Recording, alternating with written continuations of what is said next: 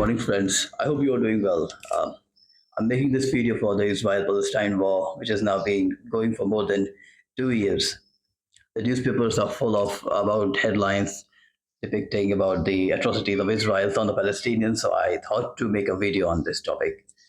You know that there's a lot of scholarly literature that has compared the apartheid in South Africa to that of Israel is now beginning to emerge. Brave scholars such as Uri Davis, he was the first one to use this term. In the 1980s, in his research, he exposed the Israel's land regime and their land program within the Green Line as a form of apartheid. Though there are further similarities and dissimilarities between the research. But what is the interesting thing is that when the post-apartheid people from South Africa, along with the U.S. President Jimmy Carter, they were the first one to use this term. Although at the same time, they were quite very much sure of the fact that the conditions endured by the Palestinians was quite far more worse as compared to that of the blacks in apartheid. Similarly, a lot of research has also shown that how uniform Israel's economic and cultural policies have been on both sides of the Green Line. The invisible apartheid has been replaced by racist legislations in the Knesset. So by 2014, Israel was a state that segregates directly on the basis of religion, identity, and nationality. But this analysis of Israel as an apartheid state has been discussed in the corridors of power, and also activists have come up with their support for the Palestinian cause. For example, a lot of activism came across the universities in Canada. Like the activists, they organized the Israeli Apartheid Week in many universities across Canada in order to highlight to the international public and the international countries about the atrocities that have been committed on the Palestine from the Israelis. So it also led to the beginning of the ISM, the International Solidarity Movement, which also provided the ground report about the conditions endured by the Palestinians to the distorted Western media representation, especially to the public in United States. The ISM, it got the attention of the international media when one of their activists, Rachel Corrie, was brutally murdered at the hands of the Israeli army. So these apartheid week they have been the main focal point for the Palestinian cause, and the good thing is that they have won over campuses which were previously dominated by the Zionist ideology. But still today, if you are someone who support the Palestinians, and if you are a student or a professor, then your visa could be cancelled, your promotion could be prolonged, and you could be just suspended indefinitely. But the good thing is that the college, that the universities, as a space of public debate, have become more hostile towards the Zionists and more friendly towards those who try to show solidarity with the Palestinian cause. Uh, but this has not yet been transformed from the support by the university administration.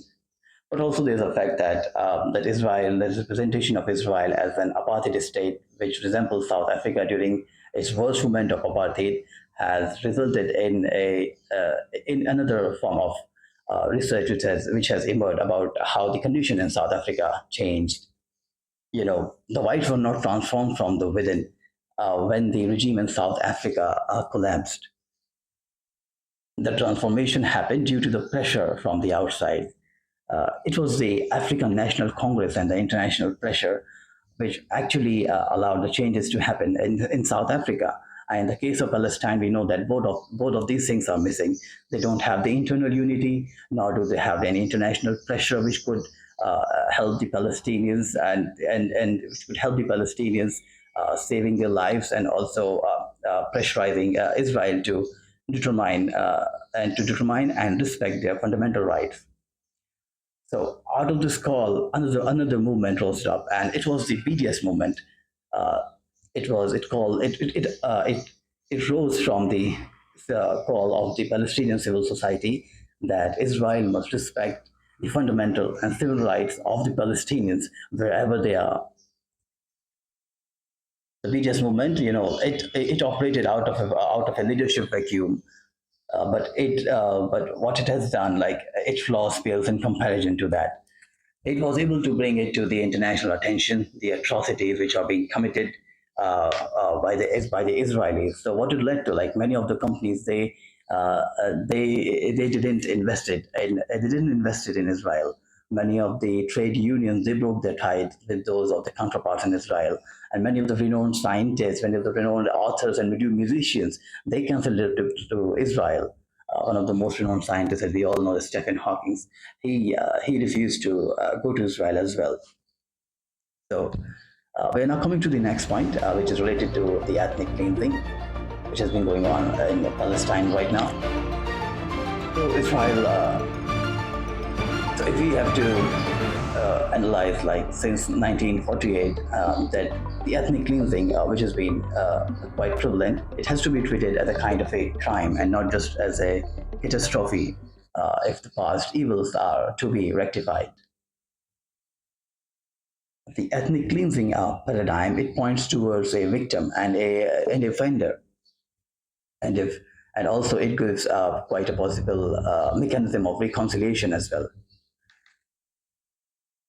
So, what is the currently the Jewish ideology and the Israeli policy has been to establish a Jewish state with as much majority of the Jewish population in it, and with no or fewer of as possible.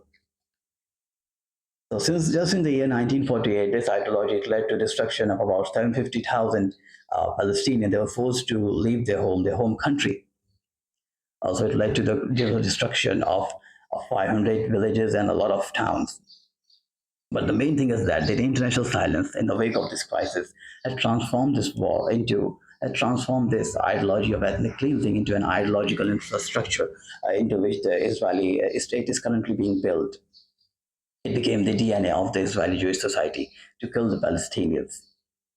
But also the thing is that this ethnic cleansing and all its maneuvers by the Israeli society, it motivated policies not only towards the Palestinians but also towards the Israelis. The Arab Israelis were brought from the Islamic majority Arab countries into Israel, and if they have to partake in the Zionist movement, they have to show their hate towards Arab. They have to show their hate towards the Arab language. So it was thought that if the Jews from the Arab countries could be a bridge towards reconciliation, but it proved to be the greatest hurdle towards realization of this goal. Ethnic cleansings, its most preferred policy is expulsion. But in the case of Israel, in the case of Palestine and Israel, it was not always possible. So, like the Jews, they have to come up with something very much creative in order to carry out their dream of a majority as a Jewish population and a Jewish state. So what did they like? Or they did that they started to enclave the towns. They stopped the expansion of the new Palestinian villages. So this was the best policy. Like suppose if you cannot expel someone, the best thing you can do is not to allow him or her to move. So that's what they did.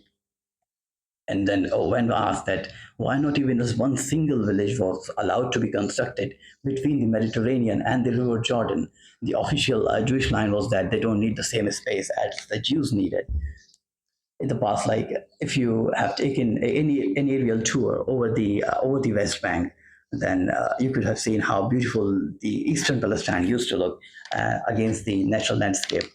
But still today, like most of the villages are strangulated, and as compared and those of the Jewish and the Jewish part is in a very healthy and developed state. So ethnic cleansing, it also gives the right.